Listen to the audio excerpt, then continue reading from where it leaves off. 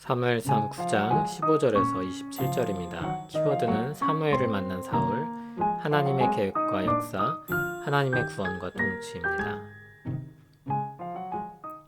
사울이 오기 전날에 여호와께서 사무엘에게 알게 하여 이르시되 내일 이맘때에 내가 베냐민 땅에서 한 사람을 내게로 보내리니 너는 그에게 기름을 부어 내 백성 이스라엘의 지도자로 삼으라. 그가 내 백성을 블레셋 사람들의 손에서 구원하리라.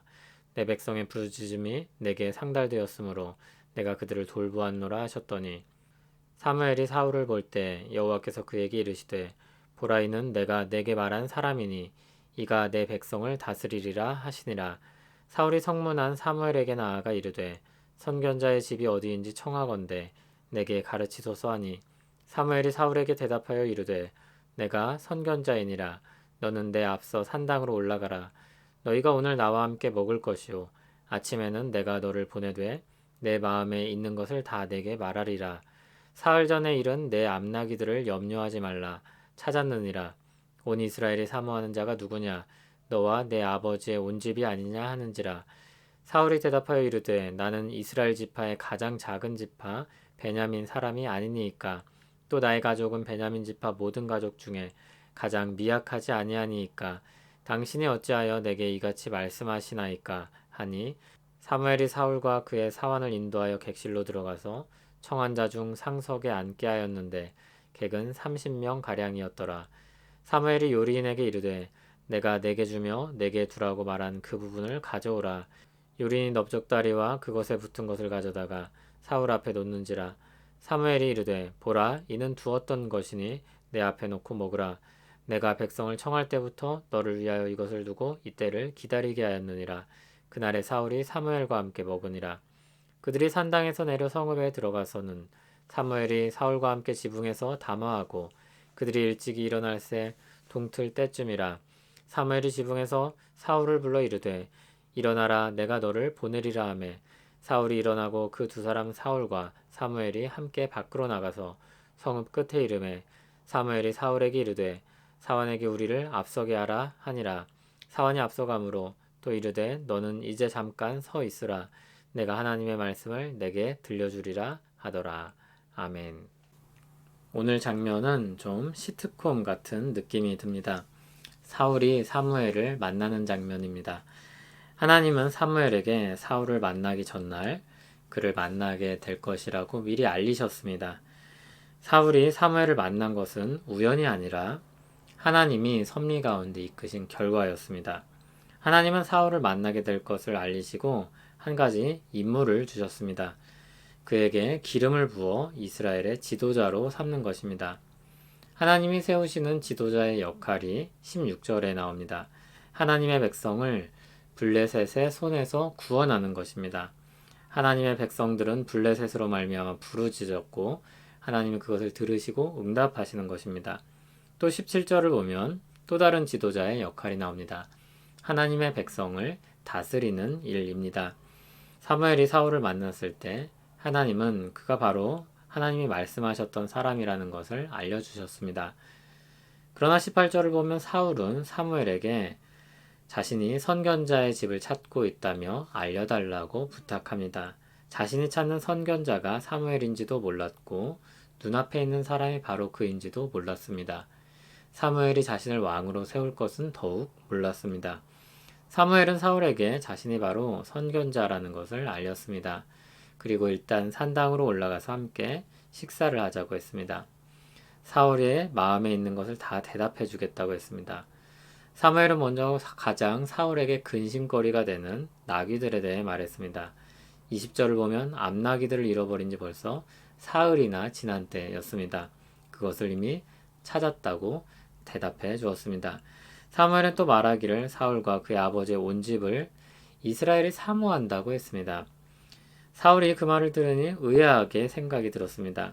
자신이 이스라엘 지파의 가장 작은 지파인 베냐민 사람이라고 사울은 대답했고 또 그의 가족은 베냐민 지파 가족 중 가장 미약하다고도 했습니다. 그런데 분명 앞에서 사울의 집안이 유력하다고 했었습니다. 사울이 어떤 마음으로 자신과 자신의 집을 이렇게 낮추고 있을까요? 그것은 겸손의 표현일 수 있습니다. 아니면 정말 자신의 집안에 대해 그렇게 생각하고 있는 것일 수 있습니다. 아니면 둘 다일 수도 있습니다.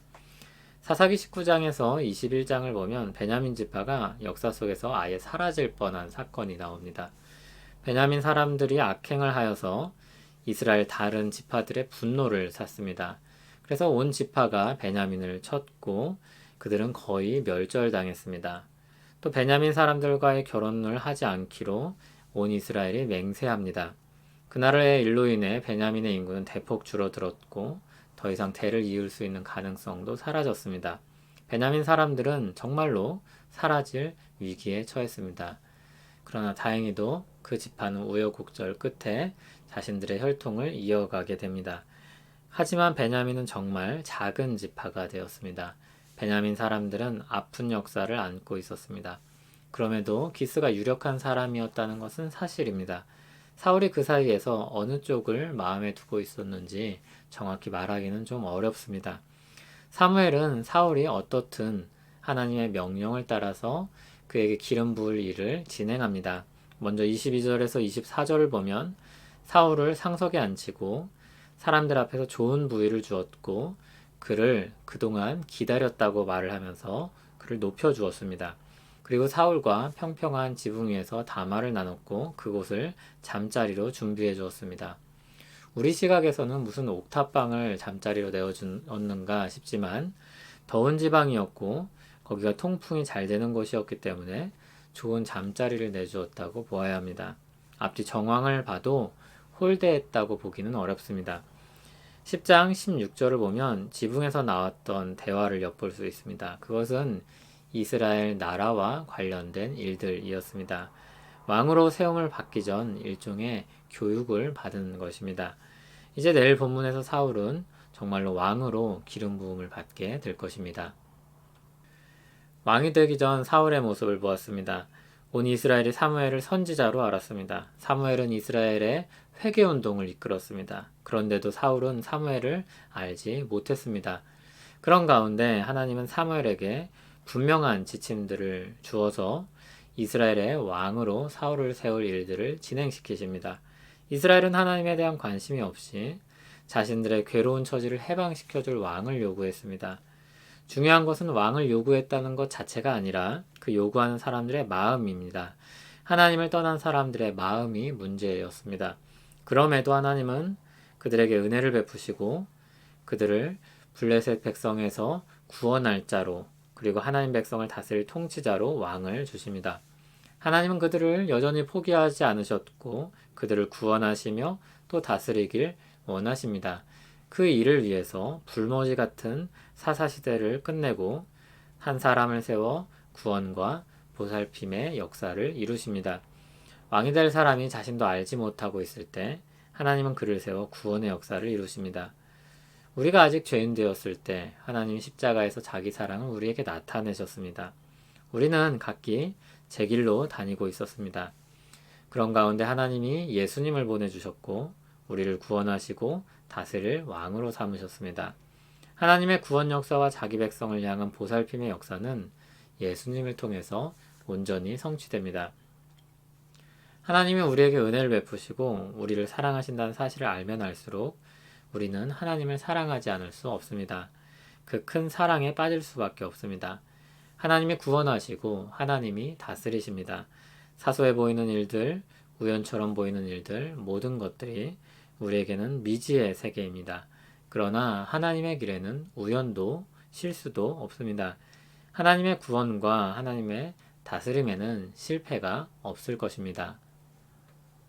우리를 구원하시며 다스리신 하나님, 우리가 은혜로우시며 사랑이 많으신 하나님께 속했다는 것이 얼마나 감사한 일인지 모릅니다. 우리는 허물도 많고 연약하지만 하나님이 우리를 이끄신다면 우리는 주님 안에서 안식할 수 있을 것입니다. 오늘도 그 믿음으로 살게 하옵소서. 예수님 이름으로 기도합니다. 아멘.